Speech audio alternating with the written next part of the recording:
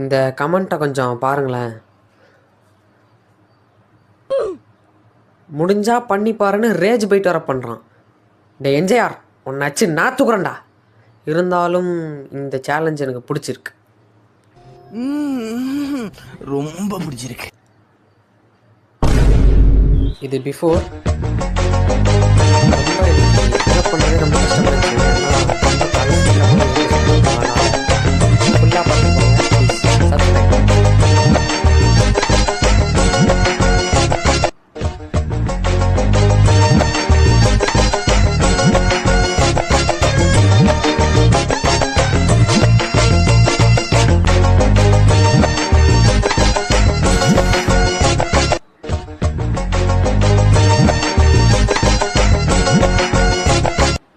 வேறு ஏதாவது சேலஞ்சஸ் இருந்தால் கொடுங்க நண்பர்களே.